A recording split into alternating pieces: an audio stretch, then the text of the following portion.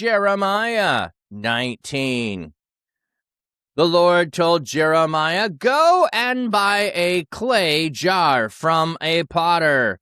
Take with you some of the leaders of the people and some of the leaders of the priests. Go out to the part of the Hinnom Valley that is near the entrance of the Potshard Gate. Announce there what I tell you." So in the last chapter, we have him go to the potter and observe the work of the potter that can reshape a vessel.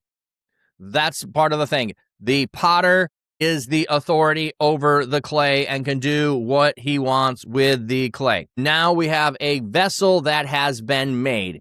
And now we're going to go out to the Gate of Potshards, which is probably where you went out when you had contaminated vessels, old vessels that you had to dispose of because they were unclean. And there's a Potshard Gate. Let me see if there's anything on the footnote for the Potshard Gate. The exact location of the Potshard Gate is unknown since it is named nowhere else in the Hebrew Bible. Okay. It is sometimes identified on the basis of Jerusalem Targum with the Dung Gate mentioned in Nehemiah. It is probably called Potshard Gate because that is where the potter threw out the broken pieces of pottery and were no longer of use to him. The Valley of Ben Hinnim has already been noted in chapter 7 in connection with the illicit religious practices, including child sacrifice, that took place there. Okay, so we do know where the valley is that we're going to go to, but we're not sure on the Potshard Gate. Announce there what I will tell you. Listen to the Lord's message, you kings of Judah and citizens of Jerusalem. Listen what the Lord of heaven's armies, the God of Israel, has said. Look here! I am about to bring disaster on this place that will make the ears of everyone who hears it ring. I will do so because these people have rejected me and have defiled this place. They have offered sacrifices in it to other gods that neither they nor their ancestors nor the kings of Judah knew about. They have filled it with the blood of innocent children. They have built places here for worship of the god Baal, so that they can sacrifice their children as burnt offerings to him in the fire. Such sacrifices are something I never commanded them to do.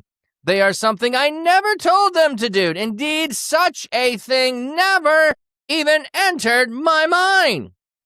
So I, the Lord, say, the time will soon come when people will no longer call this place Topheth or the Hinnom Valley, but they will call this the Valley of Slaughter. In this place I will thwart the plans of the people of Judah and Jerusalem.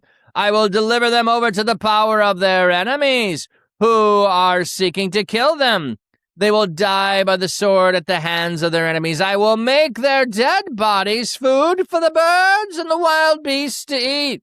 I will make the city an object of horror, a thing to be hissed at. All who pass by it will be filled with horror and will hiss out their scorn because of all the disaster that happened to it.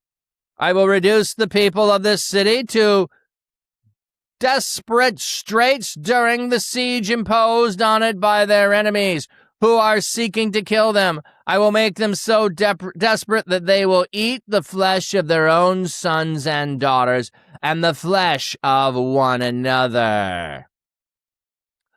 This sounds horrifying, I have to say. This sounds horrifying. You aren't following God. Jeremiah, in the last chapter, they're plotting against him, and he says, God, unleash your anger. So the message comes again of, you've been sinful, your punishment is coming. So we're going out to the place where you've done something detestable. You've sacrificed children to the god Baal, is what it says here. It doesn't matter which god it is. I know that there's other places where it might say Molech. It's a bad translation. There really was no god Molech. But we also know that the Hebrew scribes often play around with names and don't give the actual names because they're making fun of the other gods. So that could be part of what that. But regardless, They are doing something God never commanded them to do. He never asked them to do. He never wanted them to do. They are doing child sacrifice. So in this place where you shed innocent blood, this is going to be a place that's going to be a disaster for you. Your enemies are going to pile you up here high and deep because you have not followed me. You have strayed away. And so the enemies are going to come. They're going to make it so desperate when the siege happens. You're going to eat your own flesh and blood, your sons, your daughters, and one another. I have never been in such a circumstance to be so desperate, but we do have historical cases where people have become so desperate that, yes, indeed, they do eat the dead. So this is not a command to go do this. This is not this is what you should do. This is going to be out of desperation. This is how bad it's going to be. So keep that in mind. This is not God condoning eating people. This is God saying you're going to be so desperate you will stoop to the thing that no one thinks should be done. Even the other nations around you don't stoop to do this. Now, I don't believe there are any cannibals or headhunters in the Near East that they would have known of. We do know that there are some places around the world where that did happen, but here, your own sons, your own daughters, and is going to be even if an extremity that they probably would not participate in. The Lord continued, now break the jar in front of those who have come here with you. Tell them the Lord of heaven's army says, I will do just as Jeremiah has done. I will smash this nation and this city as though it were a potter's vessel that is broken beyond repair. The dead will be buried here in Topheth until there is no more room to bury them. I, the Lord, say, this is how I will deal with this city and its citizens. I will make it like Topheth. The house of Jerusalem and the house of the kings of Judah will be defiled by dead bodies, just like this place, Topheth. For they offered sacrifices to the stars and poured out drink offerings to other gods on the roofs of their houses. Okay, what do we have here? The footnote of the stars. Is there something there? Oh, the host of heaven.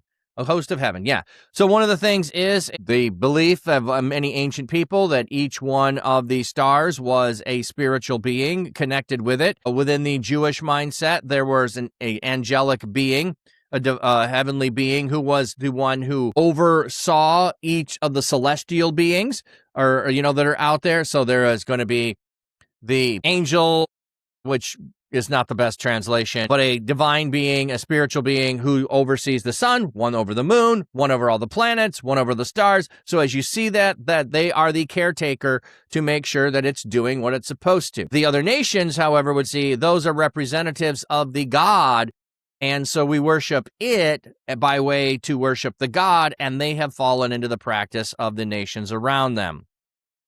Then Jeremiah left Topheth, where the Lord had sent him to give the prophecy. He went to the Lord's temple and stood in the courtyard and called out to all the people. So he has brought a group with him out to Topheth to demonstrate and talk about God is going to do this to you the way that you have violated what God has told you not to do. And now he's going into the temple courts and he's calling out to all the people. The Lord of heaven's armies, the God of Israel, says, I will soon bring on this city and all the towns surrounding it all the disaster I threatened to do to it. I will do so because they have stubbornly refused to pay any attention to what I have said. So we have Jeremiah who calls out to God, says they want to plot against me. Just go ahead and do your justice to them.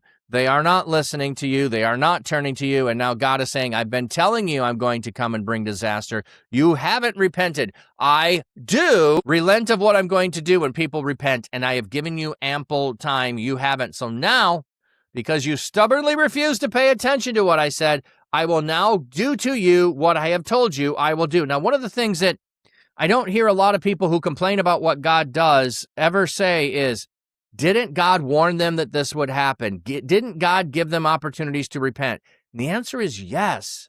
The answer is yes. So God does continuously warn them, this is what is going to happen. This is what is going to happen. I mean, you want to talk about slow to patience, slow of anger. That's what we see repeatedly. It's not coming yet. It's not coming yet. It's going to come eventually. Just repent and turn. And yet they don't repent or turn.